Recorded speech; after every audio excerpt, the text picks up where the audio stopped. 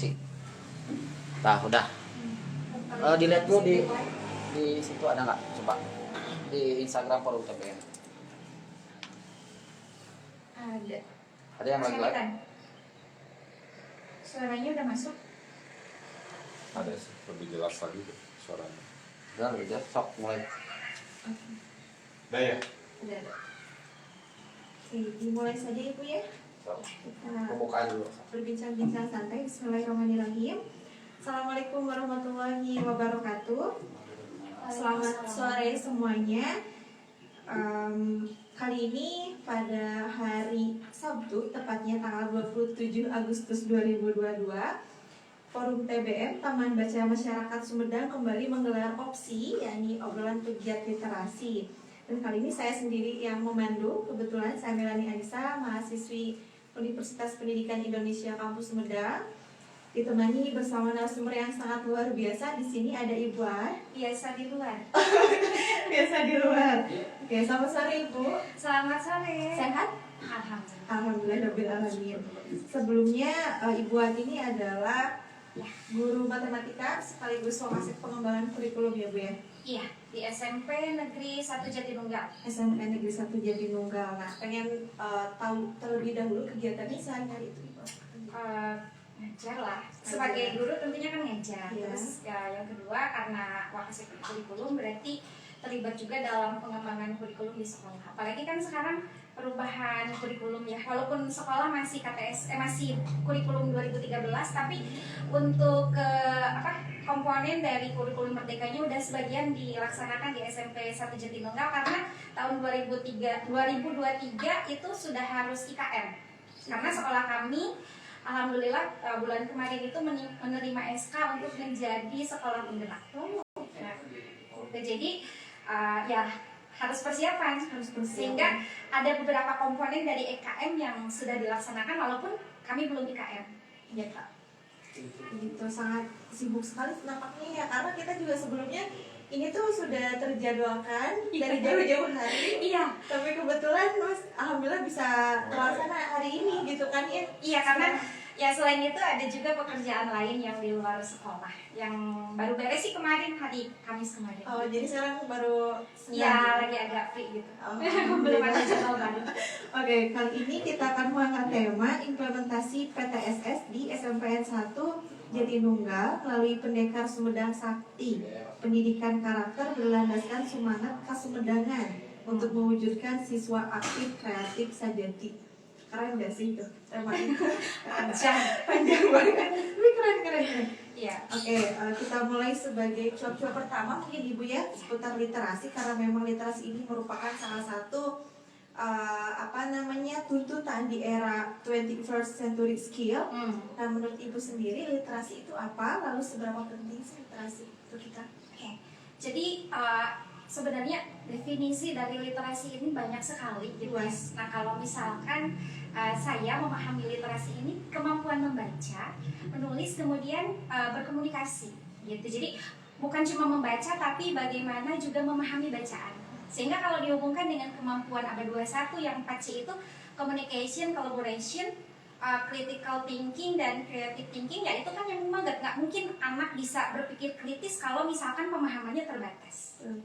Itu kan kalau melihat ke taksonomi Bloom itu yang 4C ini kan masuknya ke HOTS ya. Iya, jadi dimulai dari C4. Tapi C4-nya nggak bisa kalau misalkan LOTS-nya itu juga tidak dipahami gitu, tidak dikuasai. Misalkan pahamnya enggak, membacanya enggak, pengetahuannya terbatas, kan nggak mungkin masuk bisa berkomunikasi dengan baik kalau pemahamannya tidak bagus. Artinya sebelum paham kan harus baca dulu. Gitu. Jadi baca dulu baru paham. Mengenal dulu ya Bu. Nah, gitu. Tuntutannya di C4 ke atas. C4, C5, C6. C4, C5, C6. Iya, kalau untuk HOTS gitu. Sehingga karena literasi di Indonesia juga kan bermasalah gitu ya. Maksudnya rendah gitu pemahaman atau kemampuan literasinya, sehingga sekarang arahnya itu adalah literasi numerasi dengan adanya AMBK dan lain sebagainya, sehingga arah pembelajaran di kelas pun ya arahnya ke sana, literasi dan numerasi. Jadi literasi itu bukan cuma membaca, tapi bagaimana memahami bacaan tersebut, begitu. Ya, anak di ini kan untuk bisa memfilter informasi juga ya, Bu. Iya, bernalar Benar, kritis. betul. Nah, ini ada berdasarkan survei Program for International Student Assessment, Bu. Bisa. Ya, PISA itu peringkat literasi baca Indonesia itu berada pada peringkat 62 dari 70 negara di dunia. Nah, Ya, menurut Ibu sendiri, 70 sampel berarti ya. Yes. Iya. menurut Ibu sendiri faktor yang melatar belakangi rendahnya literasi di Indonesia itu apa kira-kira? Ya, yang pertama tentunya kan sebagai sebuah sistem ya di sekolah pendidikan. Nah, jadi pendidikan yang dilakukan di sekolah itu harus mampu mendorong pertama kan tekan dulu dari si anak nih buat berliterasi gitu. Nanti maksudnya sekolah dulu yang membuat program itu, nanti siswanya dibawa bagaimana mereka berliterasi sampai akhirnya siswa paham pentingnya literasi. Jadi masalahnya ya pertama tentu saja sistem pendidikan di sekolahnya yang kurang mendorong siswa ke arah sana. Yang kedua ya siswanya, karena siswanya tidak paham tentang pentingnya literasi, ya itu yang terjadi. Terus juga karena sekarang itu kan literasi itu buku ya, lebih ke buku. Tapi kalau anak-anak buku itu kurang suka sekarang itu. Jadi arahnya itu lebih ke digital gitu, yang mencari sumber-sumber di internet. Cuma masalahnya nih penggunaan informasi digital ini bagi anak-anak juga masih sangat terbatas. Karena bukan cuma anak-anak aja, guru pun gitu ya. Karena guru pun tidak semuanya menguasai itu. Jadi guru pun tidak semuanya memahami bahwa sumber belajar itu tidak harus dari buku, tapi bisa mencari di internet. Nah itu yang agak memang ini sebuah masalah yang harus diselesaikan bersama secara cepat, karena kita juga butuh solusi dari itu secepatnya gitu. Jadi mutu guru perlu, kemudian kesadaran juga perlu. Kesadaran dulu. Jadi ya itu pentingnya guru bagaimana membuat siswa sadar tentang pentingnya literasi gitu. Itu sih. Kemudian harus mampu beradaptasi mungkin. Nah itu adaptif ya. Adaptif, betul. Nah, kemudian apa yang terjadi jika kita tidak memiliki kemampuan literasi itu? Ya gimana gini, kita mendapatkan berbagai informasi kan dari membaca ya. Dari mendapatkan informasi tersebut kita paham tentang sesuatu. Nah bisa terbayang kan gimana kalau misalkan literasinya kurang, yang berarti kan pengetahuannya juga akan terbatas. Nah itu kan bisa bermasalah gitu. Selain itu, karena literasi tadi kan mendorong kemampuan berpikir kritis, bernalar kritis, kreatifnya juga, komunikasinya juga, kolaborasinya juga. Kalau literasinya terbatas, gimana itu mau terbentuk? Akhirnya kemampuan abad 21 yang diperlukan ya gimana mau terbentuk juga gitu. Nah itu jadi bahaya kalau misalkan literasi ini tidak, kesadaran berliterasi tidak disadari oleh siswa dan juga tidak dilakukan. Iya, jadi untuk stigma kayak rendahnya literasi baca masyarakat akan mempengaruhi pula terhadap rendahnya mutu, rendahnya daya saing, itu rendahnya indeks indeks pengembangan SDM kayak gitu-gitu ya, mempengaruhi juga. Oke, sekarang Bu, ini kan Ibu sebagai guru di SMP Negeri 1 Jatinunggal nih. Iya. Kalau di sana literasi apa yang lebih ditekankan kepada siswa saat ini? Nah, kebetulan sesuai dengan tema kan ada pendekar sakti gitu ya. Iya.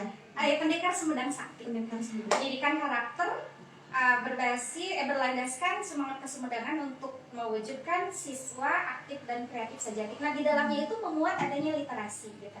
Nah, karena sebenarnya pada awalnya itu di SMP 1 Jatinunggal memang yaitu minat baca anak itu sangat rendah. Nah, alhasil ya arahnya ke prestasi siswa yang gitu ya. Guru pun kesulitan. Jadi di SMP 1 Jatinunggal itu inputnya juga masih ada beberapa anak yang ketika masuk SMP baca aja tidak bisa. Matematika, saya kan guru matematika, dalam satu kelas yang hafal kali-kalian dasar 1-10 di luar kepala itu paling setengahnya yang lancar, sisanya belum lancar. Makanya ketika ngabsen disebut nama sambil langsung random. Misalkan Melani 6 kali 5. Nah tiap hari kayak gitu supaya anak-anak hafal kekalian. Yang nggak bisa baca pun masih ada beberapa dalam satu kelas. Sehingga arahnya sekarang itu kami tiap hari Rabu itu melaksanakan kegiatan literasi. Jadi anak diberi buku, kalau tidak buku mereka mencari sendiri di internet. karena tidak semua anak juga sih punya HP. Iya. Jadi boleh gabung bersama temannya. Jadi masih membaca kemudian mereka merangkum atau menceritakan sambil karena ini programnya setelah sholat duha, jadi di satu lapangan besar. Jadi setelah membaca nanti perwakilan beberapa siswa, misalkan dari kelas 7 satu orang, kelas 8 satu orang, kelas 9 satu orang, membuat rangkuman dari apa yang dia baca gitu. Nah yang dibacanya bermacam-macam. Temanya nanti kan ada koordinatornya. Nanti koordinator yang menentukan, misalkan minggu ini membaca cerita tentang budaya daerah, minggu besoknya tentang misalkan temanya iptek, nah gitu. Jadi nanti si anak setelah baca dia membuat kesimpulan atau justru ditanya gitu oleh gurunya, bisa nggak dia menjawab pertanyaan dari apa yang dia baca. Berarti gurunya perlu menguasai berbagai macam bacaan Nah, di situ. itu makanya kan ada koordinatornya sih. Jadi pada awalnya guru pun tahu gitu bahwa temanya itu ini gitu.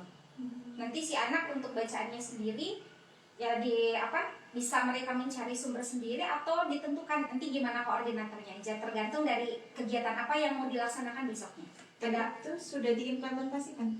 Iya, belum terlalu ini. Kemarin itu pengawasan karena ini kan kita baru beres COVID. Jadi memang baru diimplementasikan. Inovasi baru itu ya? Kalau untuk programnya sendiri memang baru minggu kemarin mau diintukan, tapi sebenarnya ini sudah jalan dari dulu. Cuma masalahnya dievaluasi aja sih. Evaluasinya belum terlalu evaluasinya belum terstruktur, sehingga masih perlu evaluasi lagi. Terus juga kegiatannya perlu diperjelas lagi gitu, tujuannya apa. Kalau kemarin kita literasi aja, tapi untuk kerangka seperti apa literasinya itu belum terlalu jelas. Jadi dengan adanya Pendekar Sumedang Sakti ini baru diperjelas evaluasinya seperti apa, pengawasannya seperti apa, dan tujuan yang mau dicapainya apa. Ya.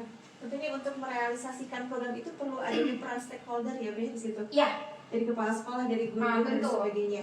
Nah, di tema ini tadi di program pendidikan karakter berlandaskan semangat kesumedangan, saya highlight adalah pendidikan karakter. Kenapa mesti pendidikan karakter? Iya, kalau dalam konteks kurikulum merdeka kan sebenarnya menekankan banget tuh di pendidikan karakter.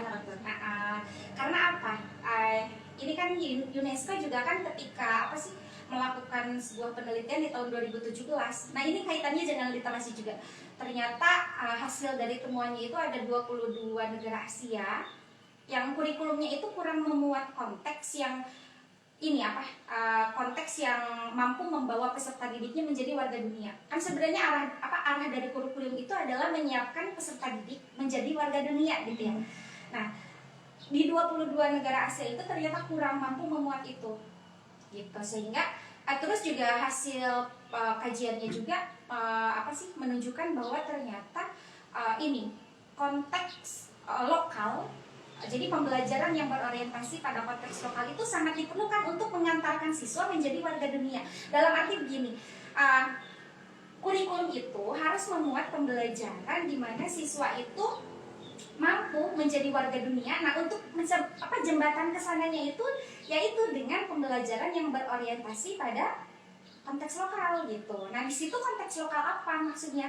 Jadi jangan sampai gini, guru mengantarkan siswa menjadi warga dunia tapi mencabut identitas dan jati dirinya sebagai bangsa Indonesia gitu. Nah, jati dirinya apa? Kan Pancasila. Artinya dalam kurikulum di Indonesia itu harus mampu membuat siswa, jadi ada dua di situ tuh. Mampu menjadikan pelajar Indonesia itu sebagai warga dunia, tapi mereka memiliki nilai-nilai yang terkandung dalam Pancasila. Nah, apa aja yang terkandung dalam Pancasila? Nah, tentu kan di situ arahnya ada kompetensi dan karakter gitu. Sehingga ya, jadi gini, karakter itu tidak bisa dilepaskan gitu. Harus di pendidikan penguatan karakter itu harus dilakukan di sekolah. Ya gimana siswa pintar tapi karakternya jelek, apa yang terjadi? Nah seperti itu. Ya, dalam agama juga ada dulu ya, baru ilmu. Nah, itu. Ya, betul. Kemudian yang kedua adalah semangat kesumedangan. Yang keren banget. Nah, gitu kan tadi kita dapat 2 poin tuh. Pertama, menyiapkan siswa menjadi warga dunia. Yang kedua, untuk mengantarkan ke menjadi warga dunia itu penghubungnya adalah berorientasi pada konteks lokal. Nah, beruntungnya, kita tinggalkan di Sumedang. Sumedang sebagai pusat budaya. Pasti banyak sekali budaya baik yang sebenarnya bisa diangkat tuh dalam pembelajaran. Salah satunya adalah yaitu semangat kasumbedangan itu. Jadi semangat kasumbedangan itu sebagai filosofi yang dikemukakan oleh Prabu Taji Malela, raja dari Sumedang Larang. Jadi di situ beliau menyatakan 8 semangat, disebut semangat kasumbedangan yang bisa menjadi pedoman dalam bermasyarakat. Ya, khususnya di warga Sumedang. 8. Ada 8 semangat kasumbedangan yang bisa menjadi pedoman dalam bermasyarakat bagi warga Sumedang. Ya tentu saja arahnya supaya menjadi warga Sumedang yang rukun, aman, tentram, sejahtera gitu. Jadi sudah ada sebenarnya dari dulu, dan kalau misalkan dilihat dari 8 nilai itu sangat relevan. Relevan sekali dengan ya sekarang kan lagi gini, kompas dari pembelajaran di Indonesia itu tadi dengan tujuan untuk apa sih, supaya siswa memiliki nilai-nilai Pancasila itu disebut namanya profil pelajar Pancasila. Jadi profil pelajar yang diharapkan outputnya itu adalah pelajar yang memiliki profil pelajar Pancasila, dan itu relevan antara semangat kasumbedangan dengan 6 nilai profil pelajar Pancasila itu sangat relevan, sehingga kami di SMP Negeri 1 Jatinunggal itu konteks lokal yang kami angkat adalah semangat kasumbedangan itu yang diimplementasikan dalam beberapa kegiatan itu dari Senin sampai Sabtu. Jadi 8 semangat itu dibagi ke dalam Senin apa gitu kegiatannya, itu kaitannya dengan nilainya apa. Ini saya bacakan ya. Karena masih baru, jadi saya pun masih agak ini. Untuk nilai-nilai semangat kasumbedangannya ada 8. Nih. Nah ini. Nah yang pertama, nyekel tetekon luluhung. Jadi kalau dalam bahasa Indonesia itu artinya disiplin. Nyekel tetekon luluhung. Nyekel tetekon luluhung. Iya, itu artinya disiplin. Nah untuk implementasi di sekolahnya itu ya memang disiplin kan tiap hari gitu, tapi untuk membiasakan siswa kami merangkumnya dalam sebuah kegiatan yaitu dilaksanakan hari Senin. Sebenarnya udah dilakukan, yaitu upacara bendera. Ya. Tapi kan di dalam upacara bendera di situ kan melatih anak untuk disiplin, bagaimana dia mengikuti upacara dengan baik, terus bagaimana tidak datang telat gitu ya, memakai baju yang rapi gitu. Nah terus yang kedua, sikap dari semangat kasumbedangan itu adalah sikapnya titih carincing, waspada. Nah ini implementasinya adalah di amanat pembina upacara. Jadi kami menyusun amanat itu bertema. Misalkan minggu ini temanya tentang sex education, minggu keduanya tentang bully, minggu ketiganya tentang berkebinekaan global, minggu keempatnya tentang wawasan global, minggu kelimanya ini karakter yang berakar pada budaya daerah. Jadi setiap minggu itu amanatnya temanya ditentukan, kemudian yaitu dihubungkan dengan profil pelajar Pancasila sehingga terbentuk sikap kewaspadaan dari peserta didik gitu. Terus yang ketiga, handap asal hadi budi. Ya tentu saja ini kan masalahnya adalah etika dan sopan santun. Nah, etika dan sopan santun ini kan bisa di dalam ucapan ataupun tingkah laku. Dan ini kami implementasikan dalam kegiatan di hari Selasa. Sebenarnya kemarin udah jalan, namanya Selasa Nyunda. Jadi setiap hari Selasa itu anak-anak harus menggunakan bahasa Sunda yang halus. Oke, itu Kan kalau anak-anak zaman sekarang udah biasa kan di sekolah bercanda dengan temannya tapi bahasanya arah-arah kan gitu. Nah untuk hari Selasa ya memang tiap hari juga harus nyunda, harus sopan gitu. Tapi kalau di Selasa ini ada bedanya. Di Selasa Nyunda misalkan guru ini ada koordinatornya juga, jadi nanti koordinator yang menentukan Selasa ini mau apa yang diangkat nih temanya di Selasa Nyunda, apakah misalkan adab terhadap orang tua atau misalkan justru aksara Sunda, pokoknya tentang kesundaan, bagaimana dia. Kalau Nyunda itu kan, Nyunda di sini kan berkaitan dengan bagaimana cara dia bertutur kata dengan sopan, bagaimana dia menjaga etika gitu, itu kan Nyunda gitu. Nah terus selanjutnya untuk semangat kasumbedangan yang selanjutnya adalah kasabaran nyaeta ilmu katunggalan. apa tuh? Sabar. Dan sabar itu kan sabar terhadap ujian gitu ya. Terus ada lagi salah satunya adalah sabar melaksanakan ajaran dari Tuhan Yang Maha Esa. Dan ini implementasinya di sekolah kami adalah sholat duha bersama. Itu dilaksanakan setiap hari Rabu pagi dan Jumat pagi. Gitu. Jadi bukan dua aja sih. Ada tadarusnya, kalau tidak tadarus Asmaul Husna, membaca Asmaul Husna bareng-bareng, atau ini kultumnya siswa. Jadi siswa yang membuat temanya sendiri. Iya. Itu sudah berjalan sebenarnya, cuma belum terlalu terstruktur, tapi jalan tiap minggu jalan. Jadi nanti jadi dengan adanya Pendekar Sumedang Sakti ini lebih terorganisir lagi kegiatannya. Itu sistemnya apakah siswa sendiri yang mengajukan atau memang berdasarkan ditunjuk guru bisa? Perwakilan, jadi minggu ini setelah 2 hari Rabu untuk kelas 7, yang kultumnya imamnya dari kelas 8, terus tilawahnya dari kelas 9. Nah hari Jumat ditukar, imamnya dari kelas 7 misalkan, kultumnya dari kelas 8, dan tilawahnya dari kelas 9. Nah, seperti itu. Jadi tiap minggu perwakilan sih, tapi perwakilannya ada siswa yang, kalau misalkan ada siswa yang bersedia, berarti siswa tersebut yang menjadi perwakilannya, tapi kalau misalkan tidak ada yang bersedia berarti ditunjuk. Iya. Lalu selanjutnya tara rewasan kebeja. Nah ini bernalar kritis. Tara rewasan kebeja artinya tidak gampang termakan hoax. Nah ini literasi ini. Jadi bagaimana dia mampu tidak gampang termakan hoax. Jadi bernalar kritis gitu. Jadi dia cuma tidak mudah percaya kecuali dengan data yang kuat gitu. Sehingga di sini implementasinya adalah kegiatan literasi tadi. Lalu tara ngukut kantirisi, ini optimis. Ngukut kantirisi. Iya, tara ngukut kantirisi. Optimis. Jadi kan indikator dari optimis itu ini ya, percaya diri gitu kan. Terus implementasinya adalah melakukan kegiatan yang menyenangkan. Nah ini implementasi di sekolah kami, kegiatannya adalah Kamis belajar bahasa Inggris. Ya ini sudah berjalan, tapi memang kemarin itu yaitu kegiatannya itu kurang jelas. Jadi tidak terstruktur gitu. Jadi kalau sekarang kan dengan adanya program ini lebih diinikan lagi dengan adanya koordinator, adanya pemantau gitu ya.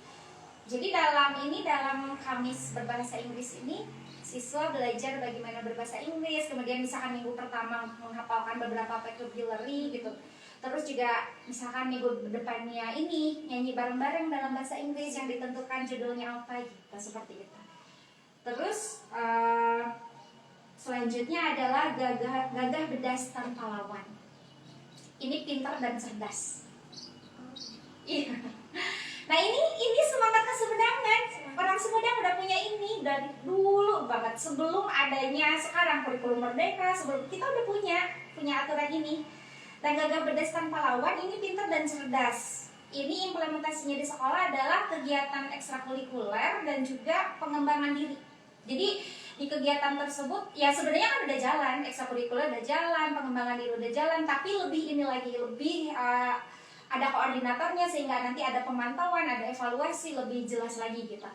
Nah, jadi dalam kegiatan ini kan tentu saja siswa dikembangkan kemampuan baik akademik maupun non-akademik, olahraga, pramuka, paskibra maupun misalkan matematika, sains gitu. Nah, itu hari Sabtu kegiatannya. Dan yang terakhir, semangat kesemedangan yang terakhir adalah jauh tina hiri dengki. Nah, jadi sehat rohani, nggak gampang iri sama gitu. Nah salah satu ininya kan kegiatannya supaya jauh dari rasa iri, jauh dari penyakit hati gitu ya. Sehat rohaninya adalah menjalin silaturahmi, gotong royong. Nah implementasinya di SMP Negeri 1 Jatinunggal itu kami melaksanakan sarapan bareng pagi-pagi di hari Sabtu. Jadi di situ kan silaturahmi itu anak-anak ngariung misalkan di lapang atau di kelasnya masing-masing kalau misalkan ada kendala. Terus makan bareng, bercanda bareng di situ. Terus gotong royongnya juga itu di jam terakhirnya opsi. Opsinya bisa di sekolah ataupun di luar sekolah, di lingkungan misalkan jalan yang menuju ke sekolah atau masjid-masjid yang ada di lingkungan sekolah. Gitu. Jadi tergantung kebutuhan. Itu juga ada koordinatornya. Nah jadi itu, jadi semangat kesemedangan ini yang menjadi landasan kami dalam menentukan kegiatan pengembangan pembiasaan. Karena untuk karakter sendiri kan yang profil pelajar Pancasila ini kan penerapannya ada empat kegiatan. Pertama dalam interkurikuler, yang kedua kokurikuler, yang ketiga ekstrakurikuler, yang keempat pembiasaan. Nah yang Pendekar Sumedang Sakti ini masuknya ke pembiasaan. Kalau untuk interkurikulernya ya tentunya kan dimasukkan ke perencanaan RPP. Kalau sekarang kan namanya modul aja, capaian pembelajaran silabus gitu ya, seperti itu. ATP kalau sekarang. Nah, jadi dimasukkan ke situ pendidikan karakternya atau profil pelajar Pancasilanya. Terus juga kokurikuler. Yang sekarang yang dikenal dengan pembelajaran proyek profil pelajar Pancasila atau P5. Kami sudah melaksanakan kemarin, sudah satu tema. Apa tuh? Sehat jiwa dan raganya. Jadi anak-anak membuat gerakan berirama, sudah ada di YouTube sih kalau misalkan mau lihat. Laporannya ada di YouTube. Dan persiapan nanti untuk tema yang kedua di minggu kedua bulan September. Keren. Ya, Ini kayak tadi 8 semangat kesemedangan dari Prabu Taji Malela. Prabu Taji Malela. Taji Malela itu bikin saya juga sebagai orang Sunda rada kumaha gitu ya. Jadi sebenarnya kan sebenarnya banyak yang bisa digali, cuma kitanya nggak tahu gitu. Makanya dikenalkan ke anak. Ini bisa loh menjembatani pembelajaran yang kita rancang gitu. Iya benar.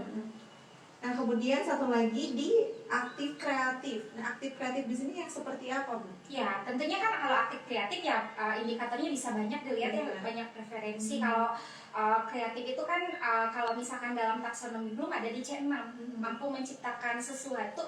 Nggak harus menciptakan sih, sebenarnya ATM juga kan kreatif juga. Itu sebenarnya kegiatan itu kan tadi dalam literasi kan anak-anak tidak cuma membaca kemudian memahami bacaan, tapi di situ mereka belajar bagaimana membuat karangan dalam sewaktu-waktu gitu. Jadi kreatifnya juga terasa. Oke. Kalau ini Bu ada kasus misalkan yang berhubungan dengan aktif gitu ya. Nah terkadang itu ada siswa yang memang dia itu bertanya kepada gurunya pada saat pembelajaran berlangsung nih, kasus seperti itu.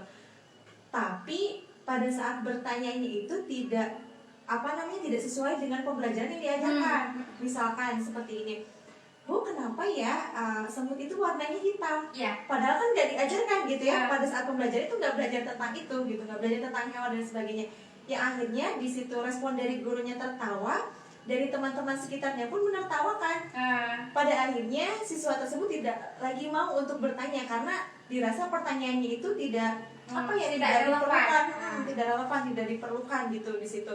Dan jawaban dari gurunya pun misalkan kan berbagai macam ya, antara karena memang sudah dari sananya lah, karena memang ini itulah gitu, sehingga siswa itu tidak mau lagi untuk bertanya. Dan di sini apakah respon seperti itu boleh? Respon gurunya? Sebenarnya kan nggak boleh. Iya kan, maksudnya anak bertanya tidak baik. Anak itu justru dengan anak bertanya yang aneh-aneh gitu kan, itu artinya dia sedang melatih bernalar kritisnya itu. Kan dia tidak langsung menerima tuh kenapa semut berwarna hitam. Dia kan tidak langsung menerima. Artinya di situ dia sudah mulai melatih tuh bernalar kritisnya. Ini adalah tantangan dan juga peluang bagi guru. Mungkin gurunya aja kan nggak tahu kunaon sih gitu kan. Tapi kan jangan sampai jawaban dari gurunya kan gusti gitu mah atuh kuno kudu dipikiran, kan jangan sampai begitu. Tapi cobalah si anaknya diajar, coba deh kalau gurunya tidak tahu. Ini menurut saya ya, sebenarnya ini kan opini aja ya. Coba deh kita lihat di Google, cari coba yang lain juga cari di Google, misalkan buka HP-nya, alasannya mengapa semut berwarna hitam. Nah di situ kan yang lain juga akhirnya tertantang. Jadi udah nggak zaman sih menurut saya ketika anak mengeluarkan pertanyaan yang aneh-aneh dan gurunya langsung mengungkap di situ. Nah naonan makin nanya gitu, itu udah nggak zaman menurut saya. Jadi justru itu adalah peluang bagi guru untuk bagaimana melatih anak berpikir atau bernalar kritis tadi. Jadi si anak kan tidak langsung menerima kenapa warnanya hitam. Apakah ada penjelasan secara ilmiah? Kan bagus sebenarnya anak seperti itu. Hal itu juga bisa memancing siswa untuk kreatif ya. Nah itu. Maksudnya kan pertanyaan itu tidak selalu serta-merta ketika di ruang itu selalu tentang pembelajaran. Nah ya? itu. Gitu. Dan untuk mengacungkan tangan dan berbicara depan orang banyak, itu kan membutuhkan effort yang sangat luar biasa gitu ya. Itu. Aktifnya itu ya. Harusnya perlu harusnya. Jadi sekarang itu siswa di kelas sepi itu udah nggak zaman. Jadi rame nggak apa-apa. Anak rame kan mungkin dia belajar di situ. Iya. Jadi kalau ada pertanyaan semacam itu bagus sih kalau menurut saya. Kalau saya malah tertantang mungkin. Mengajak anak untuk bagaimana kalau saya kan saya juga nggak tahu tuh jawabannya kenapa warnanya hitam. Ya saya ajak anak mencari tahu. Kita explore jawabannya. Barangkali dengan mengeksplor malah mendapat sesuatu yang lain lagi. Kenapa kakinya banyak? Kenapa kakinya nggak dua gitu? Ya betul. Iya. Nah kemudian ada stigma lebih banyak bertanya itu malah justru lebih tidak sopan. Saya nggak setuju banget. Saya nggak setuju. Jadi makin banyak bertanya, justru anak kan makin banyak tahu berarti kan. Artinya dia bertanya, artinya dia paham sesuatu gitu, tapi masih agak bingung. Jadi ditanyakan gitu. Jadi saya nggak setuju tuh kalau misalkan makin bertanya, apa tadi? Banyak bertanya, makin tidak. Saya nggak setuju. Jadi kalau saya suka kalau ada anak yang banyak bertanya daripada kelas saya sepi, itu saya nggak suka banget. Kan kayak ramai, saya kalau sepi anak-anak dibawa ke lapang, suruh ngukur lapang kemarin juga suruh apa daripada anak diam nggak mau. Lihat berarti dengan pernyataan saya ada maka saya berpikir. Nah itu. Oke. Kemudian saya mau bahas kasus, mungkin ini kita lebih ke biar lebih ada nuansa Kontekstual gitu ya, yang kontekstual. ada. Ada kasus misalkan tadi seputar literasi nih Bu. Ya. Literasi baca. Ini kita agak menyinggung daerah yang pedalaman yang memiliki yang apa namanya yang Fasilitas yang membutuhkan akses atau rendahnya akses terhadap bacaan Ibu. Nah, harapan Ibu apa setelah adanya kasus seperti ini gitu kan, ada daerah pedalaman Ibu. Kemudian juga dari situ kan perlu adanya peran stakeholder di mana pemerintahan daerah setempat juga perlu memfasilitasi itu. Kemudian juga kita juga punya lembaga atau forum-forum nih kayak forum TBM, kemudian komunitas-komunitas pegiat literasi. Harapan dan masukan Ibu terkait ini kepada daerah-daerah yang memiliki ketertinggalan, kita bisa sebut itu apa kira-kira, atau ada masukan lain? Sebenarnya gini ya,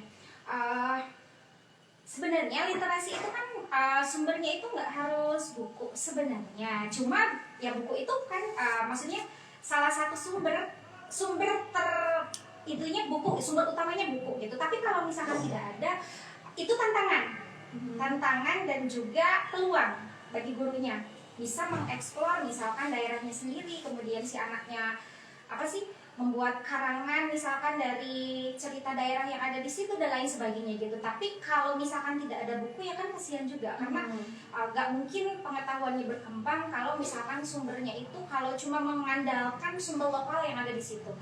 Jadi harus ada buku. Nah, dan salah satu kemampuan yang harus dimiliki oleh seorang pendidik itu adalah yang namanya building positive working relationship. Jadi bagaimana dia berkolaborasi. Artinya bagaimana guru tersebut harus mampu menjalin kolaborasi baik itu dengan dinas, jadi ke dinas ataupun mungkin organisasi, kan banyak tuh organisasi pendidikan kayak IGI, PGRI kayak gitu.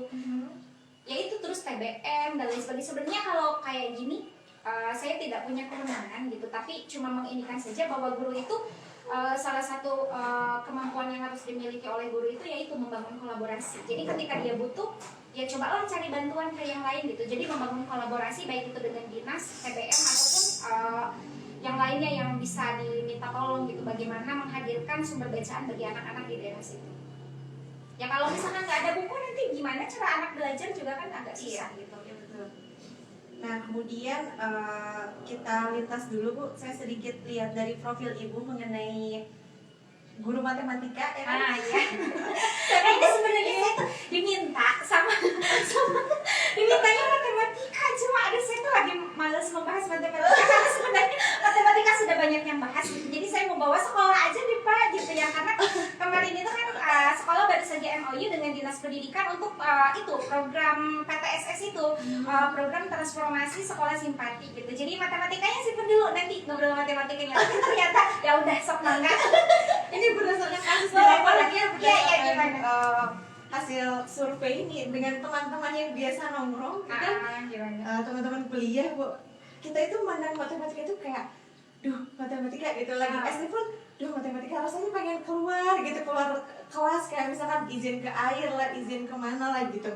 Nah jadi di pikiran kita itu udah judgement nih, matematika itu satu mata pelajaran yang memang membosankan, yang memang sulit. Jadi tiba-tiba mendengar kata matematika tuh rumus, ya kan? Benar. Rumus gitu susah. Nah itu untuk tips meningkatkan supaya suka matematika itu kayak gimana Bu? Apakah ketika kita punya judgement seperti itu salah kita, atau bolehkah kita salah menyalahkan gurunya? Karena memang dari dulu gitu kan, dari TK sampai siswa sekolah dasar kelas awal itu masih oke gitu, kita masih belajar seputar penjumlahan, pengurangan, perkalian, pembagian.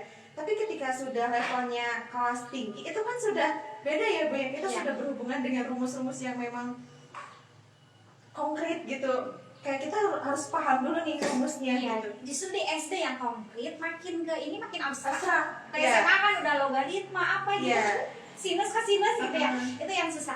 Jadi gini, memang betul bahwa ada stigma bahwa matematika itu menakutkan gitu ya. Gitu kan aljabar, geometri, namun segala rupa gitu kan, positif negatif itu kan agak ini ya.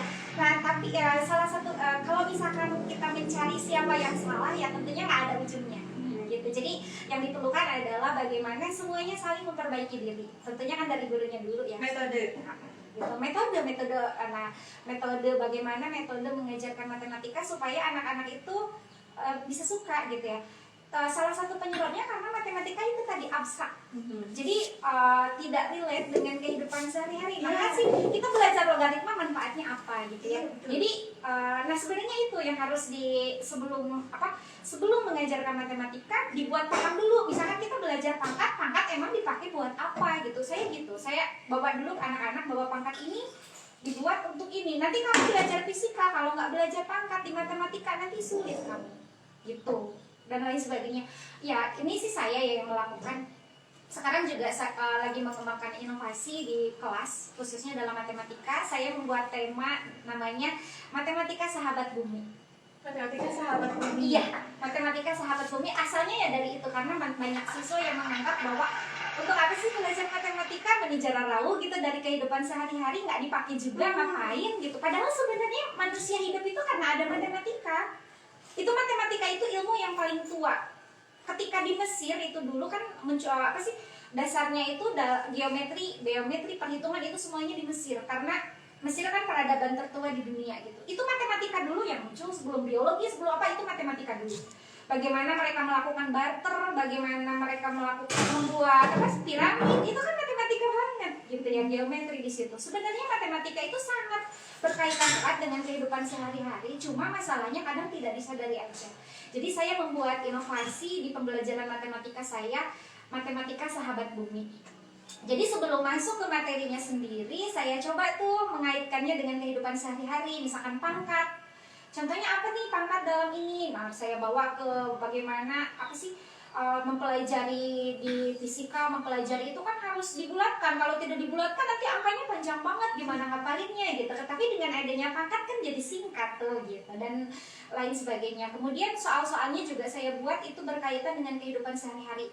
Jadi maksudnya yang bisa dipahami oleh anak. Seperti kemarin salah satu prakteknya adalah menghitung diagonal pada lapang. Kan itu menggunakan, salah satunya selain diukur langsung, mereka bisa menggunakan ini, teorema Pythagoras. Teorema Pythagoras di situ kan berkaitan dengan pangkat dan juga akar.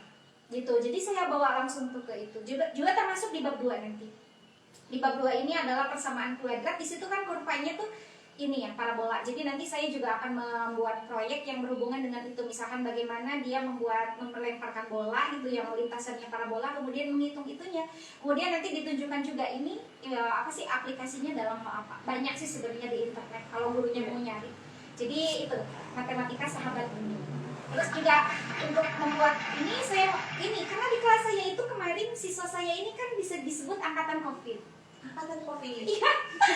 Sedalam satu kelas itu yang hafal kaliannya jujur-jujuran ini, yang hafal kalian dasar. Karena mereka itu yang sekarang saya ngajar di kelas 9 nih. Yang anak kelas 9 ini adalah anak yang dulunya itu dari SD langsung masuk kelas 9 gitu. Ibaratnya gitu, karena 2 tahunnya mereka di rumah. Dan itu kurang kepantau bagaimana mereka bisa nggak baca, bisa hafal teka kalian, itu kurang kepantau. Karena ya itu tidak ada yang bisa menggantikan peranannya guru. Walaupun kita daringnya pakai Zoom, pakai apa, itu ketika masuk ternyata masalahnya banyak banget. Sehingga saya itu selain ngajar materi kelas 9, saya ulang lagi tuh ke kalian. Materi kelas 7 saya ulang lagi. Karena kan kalau materi kelas 9 matematika itu kan sistematis tuh. Iya. Nggak bisa mempelajari materi kelas 9 kalau 7-8-nya bolong. Jadi saya itu di kelas itu 1 jamnya untuk mengulang materi sebelumnya, 1 jamnya baru masuk ke materi kelas 9. Memang keteter masalah waktu, sehingga saya membuat alat bantu. Saya mengembangkan sebuah microsite. yang saya kasih nama Si Mamat. Si Mamat. Aplikasi belajar mandiri matematika. Kalau misalkan mau ini nanti saya kasih linknya. Boleh. Si Jadi Mamat ya. iya, jadi di situ si anak bisa belajar mandiri juga. Di situ saya buatnya pakai Canva sehingga gambarnya menarik gitu, sehingga anak kan tidak bosan cuma tulisan aja panjang kayak buku, itu bikin bosan sebenarnya. Jadi saya buat ringkasannya aja, ringkasan materi dibuat dalam Canva yang menarik gitu. Tentu saja ya temanya itu tadi, matematika sahabat bumi. Iya. Dan sebetulnya tidak ada mata pelajaran yang tidak lepas dari ini ya, dari matematika gitu. Kalau misalnya tentang agama juga ada matematikanya ya kan? Iya. Zakat gitu kan. Makanya matematika itu kan disebut mother of science, Yeah. ibunya ilmu pengetahuan. Jadi nggak bisa kita belajar fisika kalau matematikanya bolong. Iya. Ya gitu, betul. Nah, kemudian kita mungkin lempar dulu, barangkali ada pertanyaan dari sahabat di Instagram. Ada tidak? Ini ada Ibu Listiana ya, Ibu Listiana dari SMP 1 Sumedang. Oh, boleh. boleh. Itu teman saya. Belum masalah udah join. Iya. Silakan di ini ada yang dari mantap betul Kak Ilham Bos. Ilham Bos ini ada juga. Ada cuma baru segitu aja sih. Ya udah, sebenarnya saya ini untungnya nggak ada pertanyaan ya. Ada Saya pertanyaan. jawab. Ada pertanyaan. Kembali. Nggak ada. Kalau misalnya belum ada pertanyaan, saya boleh pertanyaannya. Boleh. Kalau bisa jawab ya, kalau saya nggak bisa jawab nggak saya jawab. Ya. Ini berkaitan dengan siswa yang katanya di daerah Jatinunggal nih. Kebanyakan orang dari situ, Iya. dari lulusan SMP nggak langsung ke tingkat SMA, biasanya Iya. langsung ke tempat pekerjaannya. Ada yang jadi seorang petani, ada yang jadi seorang Ini Jatinunggal ya, Pak, ya? Jatinunggal. Ada yang jadi seorang pengusaha, ada yang dari mebel ataupun misalkan yang lainnya.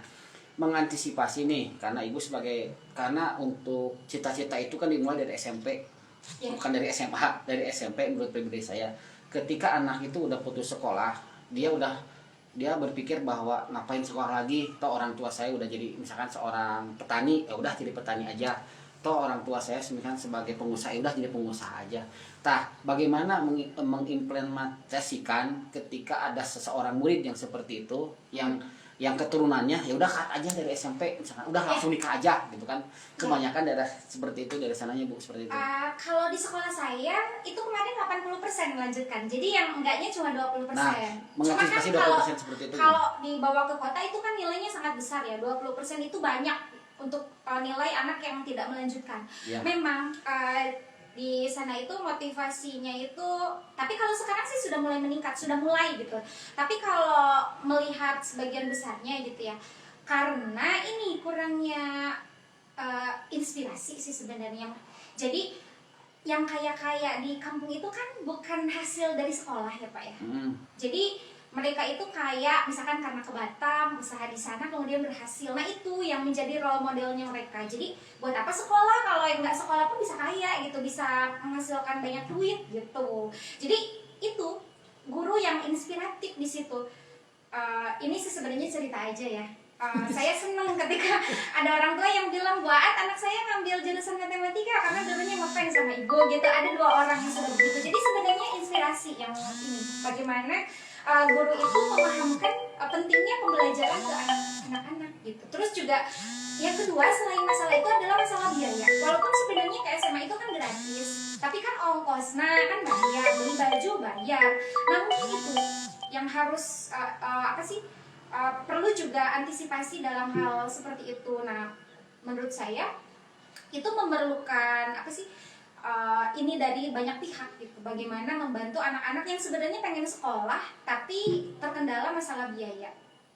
Untuk beberapa anak sih mungkin tertolong gitu, tapi banyak anak yang lain yang mungkin lepas gitu dari pengawasan guru-guru di sekolah. Seperti kemarin itu ada beberapa anak yang kurang sekitar 10 dari SMP saya tidak mau melanjutkan, didatengin lah ke itu. Langsung kami menghubungi pihak sekolah SMK di situ.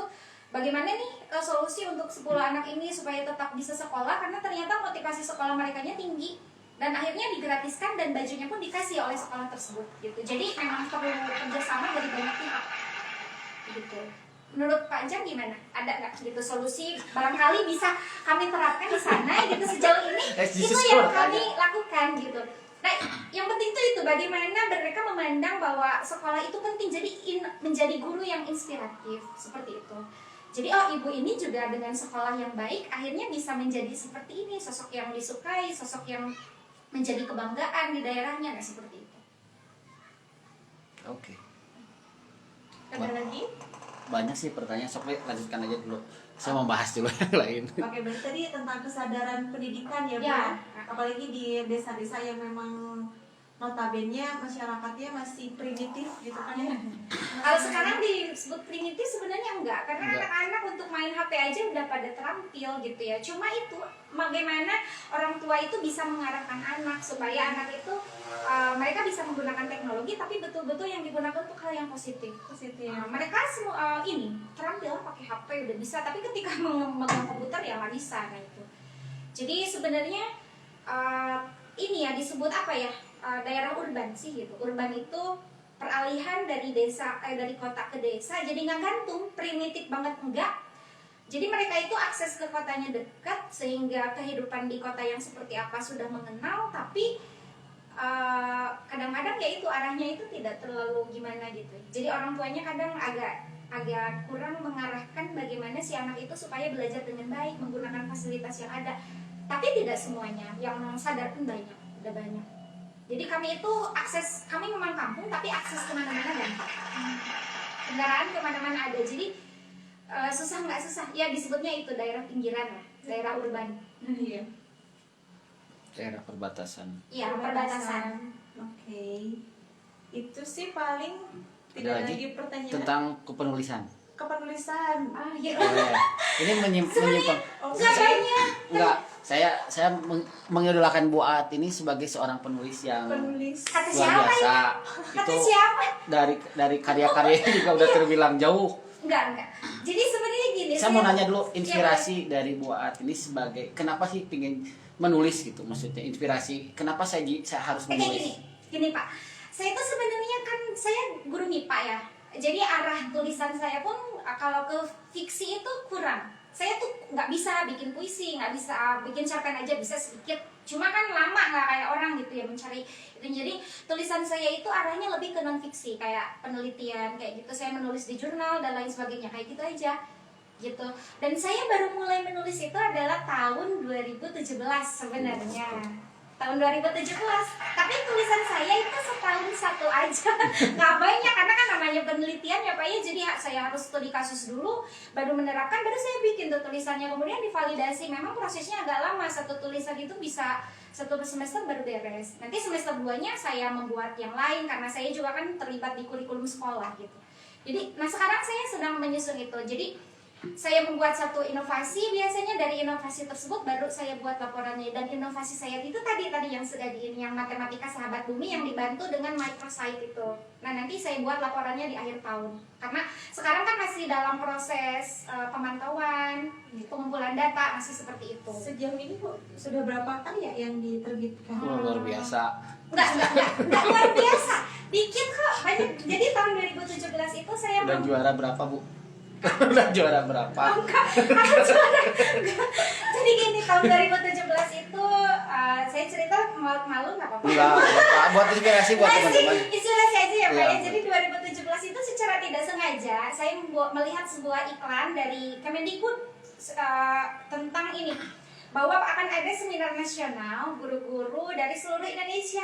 Saya ikut deh. Nah di situ saya bingung apa ya judulnya. Ternyata ada 5 tuh temanya, pilih salah satu. Saya pilih inspirasinya dari Padadan Andana waktu itu. Ini gimana ya ini? Oh ini tentang ini aja, multiple intelligency. Ya saya kembangkan dari situ. Akhirnya saya kirim abstraknya lolos. Abstraknya lolos. Akhirnya saya menjadi 2 orang waktu itu dari Sumedang sama Pak Suryan. Dan saya tahun 2017, judulnya ternyata nggak kira-kira, Seminar Nasional Guru Dikdas Berprestasi. Padahal kan saya cuma bikin abstrak aja gitu, terus bikin makalah kan di situ ada berprestasi segala. Tapi kayaknya ini ternyata kegiatannya lumayan lah, kami diterima menjadi disebut guru nasional, difasilitasi dengan hotel bintang 4. Nah di situ saya mulai ketagihan karena kan saya ketagihan bisa jalan-jalan gratis, bisa tidur di hotel bintang 4, baru cuma nulis ecek-ecek aja aja. Akhirnya di situ saya termotivasi membuat tulisan tiap tahun dan saya setor ke Kemendikbud. Alhamdulillah tiap tahun selalu ada tulisan saya yang lolos, kalau nggak di GTK, di 4 TK matematika tiap tahun ada. Tahun 2018 malah tulisan saya masuk menjadi finalis itu inovasi pembelajaran di tingkat SMP bidang MIPA, itu di Bali. Katanya bintang 5. Katanya bintang 5 di situ. Tahun 2018, 2019 saya di P4TK matematika. 2020 tuh Covid. Nah, Covid itu tidak ada tuh kegiatan nasional, dan 2021 tahun kemarin salah satu tulisan saya yaitu tulisan saya adalah inspirasinya matematika itu harus menyenangkan. Mau jangan sampai bikin anak pusing gitu. Itu membuat motif batik dengan memanfaatkan konten itu tentang transformasi geometri yang diaplikasikan dalam motif batik, dan itu lolos membawa saya menjadi presenter di seminar internasional di Jogja waktu itu, pakai bahasa Inggris yang walaupun pas-pasan tapi yang penting saya udah tampil gitu ya. Nah itu terus juga selain itu ada tulisan saya bikin 2 nih tahun 2021, sebenarnya bukan 2 tapi karena 2020 tidak di-setor kemana-mana, itu 2021 saya setor juga ke GTK dan akhirnya lolos menjadi calon salah satu penulis di ini proceedingnya GTK.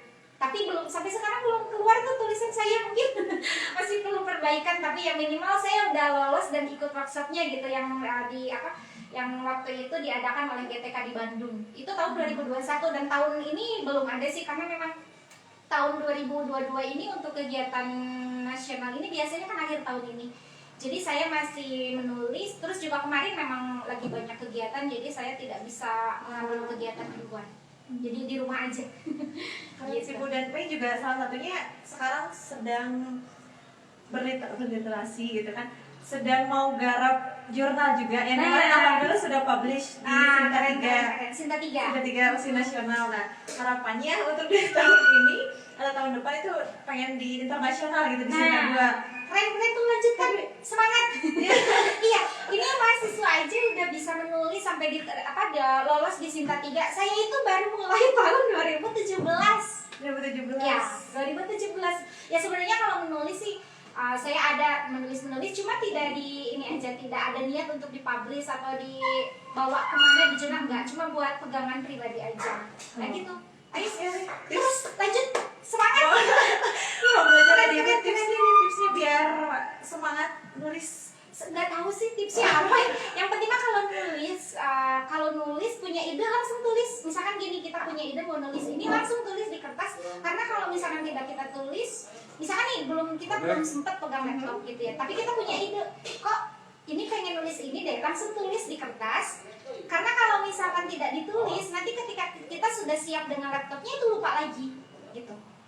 Atau kalau dari teman saya menulis 1 hari 1 lembar aja. Coba bayangin setahun ada berapa. Cuma itu tidak saya laksanakan gitu. Karena ya ada beberapa faktor kesibukan keluarga, juga kesibukan sekolah, dan saya sebenarnya kan ada juga tuh tugas dari GTK.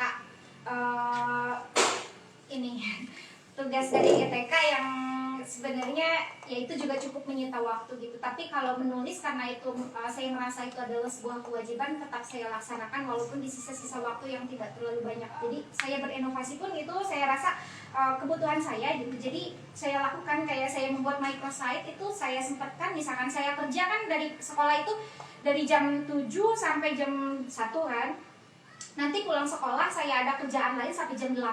Nah kan ketika istirahat tuh ada kosong. Nah pas kosong itu saya membuat microsite itu, menyusunnya. Jadi memang kalau di sekolah itu betul-betul sedikit waktu saya yang kosong. Kalau nggak ngajar saya bikin angket, saya bikin soal di Google Form, bikin kuis, kemudian saya masukkan ke microsite-nya gitu, seperti itu. Jadi memang memanfaatkan waktu sih, manajemen waktu itu aja. Manajemen waktu perlu. Ya, keren. Tapi nanti juga mungkin di belakang bisa ya Bu belajar tentang menulis jurnal. boleh Rai. Saya juga sebenarnya masih belajar, jadi bukan Neng Mei yang belajar, tapi kita belajar bareng. Belajar bareng. Siap. Keren juga. Ini nggak kedengeran nggak sih? Enggak. Ah? Enggak kedengeran keluar. Enggak, ini maksudnya kan saya jauh-jauh gitu. Kedengeran. Ya. Nah keren juga itu untuk yang inovasi juga Bu. Omi sebenarnya sempat karena kemarin jurnal yang kemarin juga tentang inovasi ya Bu ya, maksudnya di aplikasi gitu. Tadi Ibu juga sedikit ada bikin juga ini ya inovasi apa tuh tadi? Microsite. Dari Canva. Canva. Canva. Nah itu gimana tuh? Ya kalau nggak ditunjukin sih ada susah juga nggak jelasinnya. Jadi kita buat Berbasis link web. Ya kayak website kan microsite. Jadi semacam website tapi dalam bentuk yang sederhana gitu. Jadi si anak tinggal total aja nanti nge-link sendiri. Misalkan kuis total nanti masuk ke Google Form gitu. Terus materi misal video tinggal klik video nanti langsung link ke YouTube kayak gitu. Berarti nggak ini ya, nggak ngoding gitu ya, kayak semacam Enggak. Saya sebenarnya untuk coding nggak bisa banget sih, enggak. Saya belajar juga coding, cuma kalau terampil enggak, makanya saya nggak bisa kalau bikin website yang pas. Jadi saya mending pakai Canva aja yang sudah ada gitu. Oh gitu. Oke, terakhir mungkin closing statement ya Pak. Oke, gini masalah inovasi tadi yang saya rasa itu adalah sebuah kebutuhan. Ini juga saya terapkan ke anak-anak. Saya selalu bilang gini ke anak-anak, pilih salah satu, menjadi yang terbaik atau melakukan hal positif yang berbeda. Itu bukan apa-apa karena saya sudah mengalami sendiri gitu ya. Jadi banyak yang kita dapat yang di luar ekspektasi dengan menerapkan itu. Kalau nggak bisa menjadi yang terbaik, lakukan yang berbeda, yaitu tadi inovasi gitu. Inovasi itu nggak harus selalu yang baru, tapi boleh ATM. Kita baca nih referensi dari mana, kita buat bentuk lainnya yang sesuai dengan yang mau diterapkan oleh kita gitu. Nggak harus sesuatu yang ribet yang gimana, enggak. Itu yang saya bawa ke Bali pun bukan sesuatu yang wah, tapi di luar ekspektasi saya bisa membawa saya menjadi finalis di Nobel tersebut gitu. Agak ini juga sih, kok bisa gitu. Saya sendiri gitu. Jadi ya itu, saya selalu bilang ke anak-anak, pilih salah satu, menjadi yang terbaik atau lakukan hal positif lain yang berbeda dengan yang dilakukan oleh orang lain. Nah itu. Mulai sekarang Ibu Ya itu jadi trust me it works, pokoknya mah pegang gitu. Kalau nggak bisa menjadi yang terbaik, lakukan hal positif yang berbeda yang tidak dilakukan oleh orang lain. Lihat dampaknya. Kalau nggak percaya, saya soalnya sudah membuktikan itu. jadi sosok yang motivator untuk saya sekarang Bu. Digalakkan kita bisa bicara lagi lebih lanjut ya Bu ya. Ini saya tiap hari saya bilang ke anak-anak, lakukan itu begitu. Pilih salah satu. Kalau nggak bisa menjadi yang terbaik, misalkan di soal ya, kalau nggak bisa menjadi nilainya paling baik dibandingkan yang lain, lakukan yang berbeda. Karena saya kan bikin soal juga kebanyakan tidak tertutup jawabannya, terbuka gitu. Yaitu matematika sahabat bumi itu. Iya, untuk memancing juga supaya Iya. lebih kreatif ya. Iya, saya jarang memberikan soal kuis yang jawabannya tertutup, terbuka. Jadi lebih ke opini anak-anak gitu. Jadi biar saya bisa menyelami sampai mana sih pemahaman mereka gitu. Walaupun kadang jawabannya rara-raca gitu, tapi kan setidaknya saya bisa memahami pola pikirnya gitu. Ya walaupun ada sih persoalan yang terkait dengan pemahaman, tapi kebanyakan lebih ke pertanyaan terbuka yang seperti itu. Oke, luar biasa sekali. Terima kasih untuk Ibu Wat sudah Iya. meluangkan waktunya dan Saya banyak sih sebenarnya yang harus terima kasih jadi bisa ngobrol ya. Padahal saya biasanya di rumah aja pekerjaan tiap hari. sibuk banget. Pasti sih, kita juga alhamdulillah masih bisa dipertemukan dan sudah bisa dipertemukan hari ini setelah Alhamdulillah. sekian banyaknya schedule Ibu yang padat ya Bu ya kemarin. Iya, kemarin lumayan. Lumayan, Iya. makanya baru sekarang. Terima kasih Ibu atas waktunya. Sekian dari kita, bincang-bincang santai tapi bermakna. Wassalamualaikum warahmatullahi wabarakatuh. Waalaikumsalam warahmatullahi wabarakatuh. Terima kasih. Sudah ya? Tapi Ibu kirain ada jurnal yang terpublish? Ada. Ada. Tapi tahun 2017 sama 18 itu. Oh, udah bisa dicari di Google. Iya, Di itu aja di ininya saya di apa? iya kan? Di Google Cendikia atau Mirip ya, video. iya.